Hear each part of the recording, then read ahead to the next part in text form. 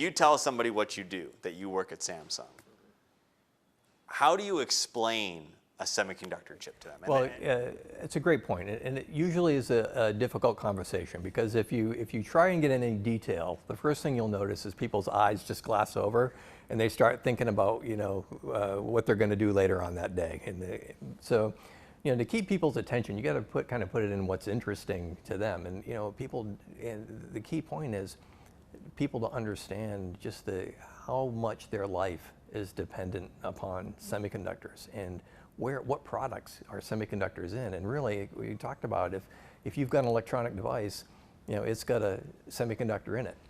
It's the kids love to play their PlayStation, their PS4, right? But and we love our phone, but people really don't realize, they kind of probably take for granted that I hit the power button, it all works. I can talk, I can text, I can play this great game, without really thinking about what is making that even happen.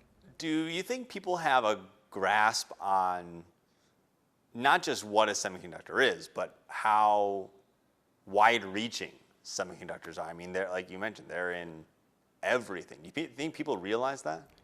I don't think so. Again, I think in today's fast-moving, fast-paced world, people, I think, just kind of maybe take for granted the fact that all these devices and all these things that are making their life better every day, require semiconductors to operate. And it's a thing. When I got out of college, there was 37% of the manufacturing of semiconductors was here in the United States. It was more well known. Maybe not where I'm from, up in Maine, in my university, having a chemical engineering degree. But it was more prevalent. There were more companies. There were more things going on in the semiconductor space. It's still a lot of innovation. And today, though, we're down to 12% or just under in the United States. So again, it's the presence has decreased, and I think because the presence has decreased, it's not in the forefront of people's mind about what semiconductors are and the impact they have to their life every day. The process that you just walked me through. One, it takes a while to even come out with one wafer. Yes. But how complex isn't quite the right word. How perfect does everything need to be, in a process like this? Very perfect. We talk about margin, and if we have our 14 nanometer node, and 14 nanometer means it's the smallest feature size on that device. You can think about just a particulate. If you have any particulate on that device, you could short it out. It could be inoperable.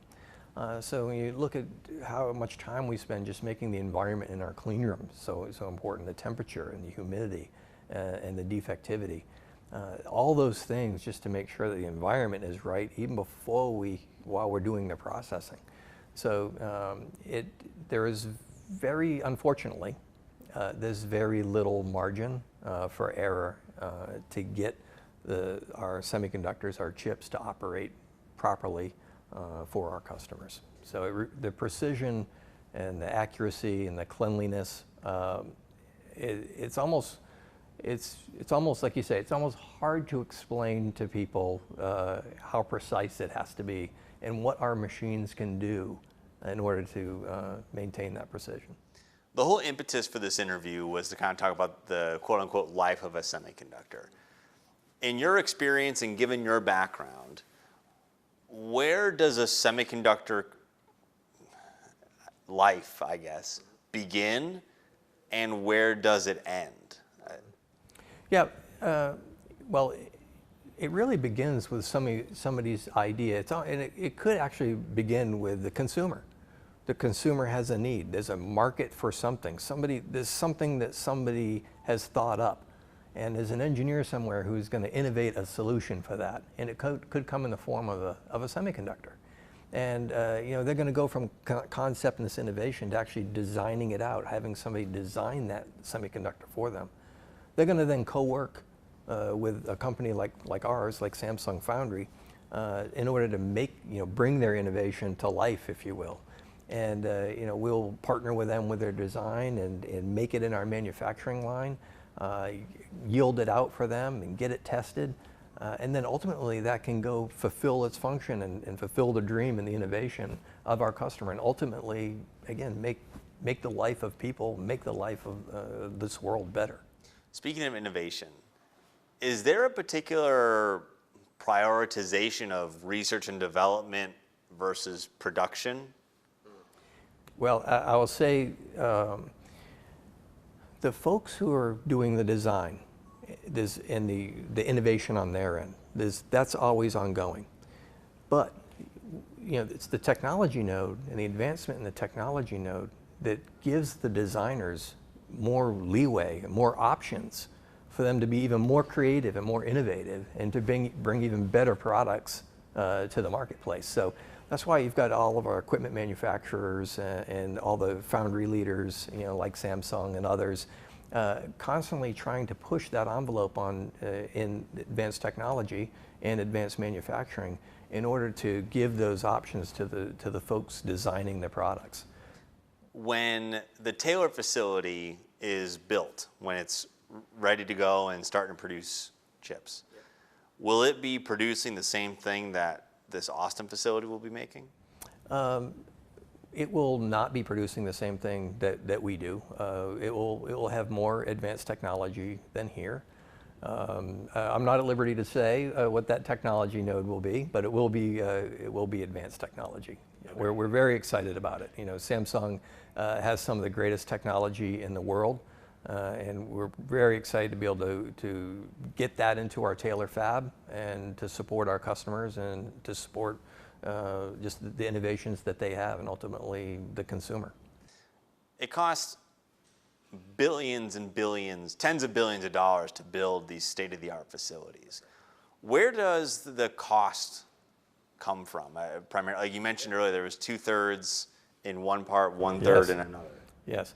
To bring this technology to the market just requires a lot of capital and investment, which is why many companies can't move on to advanced semiconductors, because it's just they don't have the technology, they may not have the capital to buy the equipment. But as we've talked about the $17 billion investment in Taylor, about 2/3 of that cost will be just on equipment itself, and about 1/3 is the building. So the lion's share of the money that's spent is on the equipment, and there's a lot of research and development that goes into creating that equipment. Again, as we talked about, the margins for my manufacturing process are just so small. So the OEMs, the equipment manufacturers, are constantly working on coming up with the best upgrades and the best tools to be able to provide us with a good manufacturing tool. Now, when you say that everything needs to be so very perfect that there's very little margin for error, a lot of this work is done by machines and other computers and very technical things. What role do people play in the making of a semiconductor chip? Sure. Well, when we first started here in 1996 and we had an 8-inch line, we had a lot of people, because it was a manual line, we had a lot of people moving product, loading recipes on the tool, writing down data in logbooks, travelers that traveled with the lot. But as we've moved toward, now this whole site is fully automated, and we have a computer that is determining where a lot needs to go at a certain time and what it needs to run, and tracking all of its data, and a material handling system which is moving it around the 22 kilometers of rail that we have here amongst the two buildings. The people right now, a lot of our folks sit in command centers. So the manufacturing team that used to manually move the lots are now sitting behind computers watching and checking the output of the factory to make sure that the system is actually doing what it should do. And so, of course, that's what the manufacturing team does. Now, but again, half the people that work here, 1,700 people in my department are working directly on maintaining the equipment so that there are no quality issues, and I can maintain that margin that I need. It's just, I like to tell people, the technicians that work on this equipment are like surgeons, and the equipment is their patient. It's almost the same thing. We're a long ways away from doing oil changes. This is almost surgery. It's it's so complex inside those tools, and the procedures and the knowledge that they carry with them is very similar to how a surgeon may treat a human and their patient.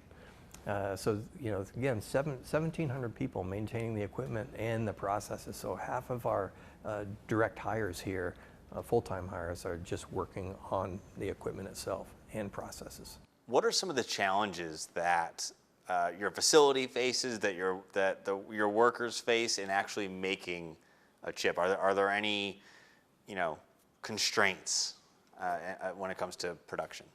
Yeah, I think you know, certainly some of the constraints that we've talked about since COVID started is just it really made a mess, made it very difficult on the supply chain. So whether you're trying to buy new equipment or get parts or get raw materials, you know, those are the things that would kind of keep me up at night. Is when you hear that there's 80 to 100 ships sitting off the port of Los Angeles, you know, some of those ships have my parts and my chemicals on them, and I need that. And so, you know, the supply chains are starting to get better as the world is figuring out how to operate in you know, with COVID, but still they're not perfect now. So, you know, supply chains are definitely one of the things that we're concerned about and constantly trying to beef up. I mean, to the point when we talk about, you know, our Taylor site, you know, localization of some of those things that I may get in Asia, may get in Europe, and bringing them and having that in Taylor or between Taylor and Austin gives me some economy of scale there. That's something that we're looking forward to doing, and so not just building a $17 billion factory in Taylor, but also bringing with it the technical infrastructure that's needed to run Taylor more efficiently, make it better on my supply chains, and also at the same time helping my Austin factory. What did you learn, I guess, as a company about like the supply chain, and what did the supply chain shortages influence in terms of conversations here? Yeah, you know, so if you look at kind of our history of supply chain here, we used to actually do a lot of localization. But being Samsung, and because if we make a chip here, we want it to be the exact same in Korea if they make the same chip there, and our customers expect that. You know, we tend to make sure, just for matching purposes, we're using the same chemicals and we're using the exact same equipment and the same parts. And so we're utilizing all the same supply chain, or trying to, right? And so that global supply chain that they're using and that we're using, really, in terms of COVID, when the supply chain started to break, turned into a problem when ports were shut down, or when COVID is hitting a certain place in Asia harder than it is here, and their workers can't be on site, and I can't get a part, or I can't get a chemical. So, you know, what we've learned is that certainly the having a combined supply chain for Samsung, you know, global is very good, but as we can try and take that globalization and work with our partners to move their facilities from Asia, for example, to Texas, that's only going to strengthen us even more. It's going to make it a much smoother operation for us here, and still allow us to maintain that matching that we so much have to have between all of our foundry facilities. Is there anything that I missed that you want to talk about? Is there anything else that you wanted to add that I did not ask? I guess the only thing I would say, you know, here, one might be interesting just to note is that, you know, since 1996, when we built our 200 millimeter factory till today, we've actually invested $18 billion on this site, and it's the largest foreign direct investment in the United States. So Samsung, we've been constantly upgrading and bringing in new technology and bringing in new equipment in order to make sure that we can not only satisfy our customers, but satisfy what the market is needing for technology and for their end product. Actually, I did have one more. Can you kind of speak to the history that's been here in Central Texas? Obviously we have Samsung, but we also have NXP, Infineon, that went by many other names, you know, both for years. Can you kind of speak to the role that Central Texas has played in this industry? Oh, absolutely, love to. You know, when I was here in the mid-90s, one thing I always liked even from that time was the Silicon Hills poster, that I had. And Silicon Hills, with this, Austin was known as this technology hub, second maybe only to Silicon Valley.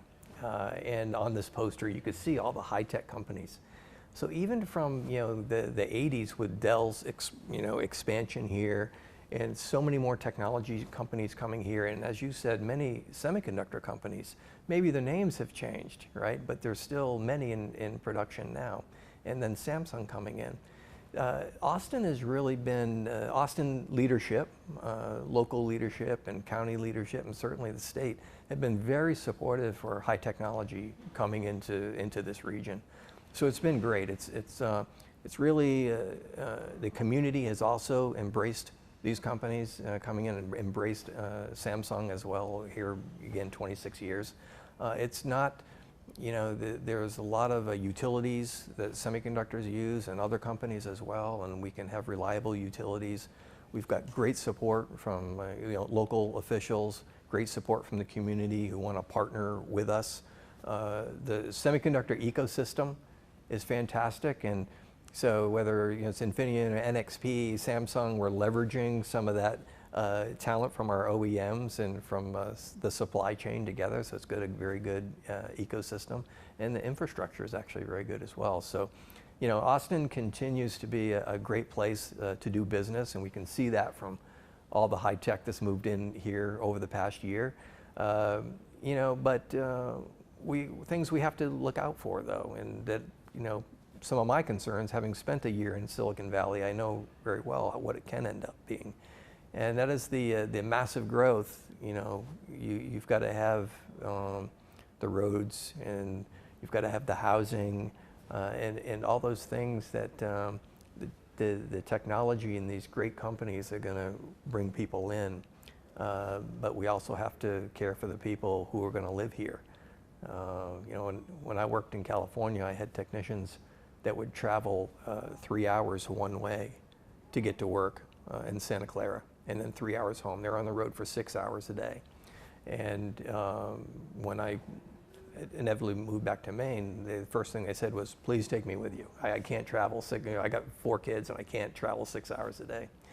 So here, if we look at the median house price that's been happening, it's pushing people further out, and so Taylor, our expansion in Taylor is going to be good because we'll be able to tap into some communities that are in a growth area and still more affordable to buy a house and to raise a family, still with great school district. And then even here, in Austin, people are having to travel a little bit further, to get to our site here. So as a city and as a community, great place to live, awesome support, but we're just going to have to watch out for how do we support that growth that Austin's always enjoyed and is actually taking off even more now. I think you mentioned about 1,300 employees here at this campus. 3,300? 3,300. So are you looking for something similar to the Taylor campus? Yeah, so you should know that as high tech as this site is, and it is, you can probably imagine, is super high tech. It still takes 3,300 Samsung employees and several thousand contractors to run this site every day. There's still so much people involvement, even with all the technology and automation that we have. So employees and just so important to us, to our success, and we're thankful for that. Now the Taylor site, we're talking about headcounts to run a factory like that would be very similar, with direct hires and contractors as well. It'll still take a lot of people, talented people, to help us run that facility.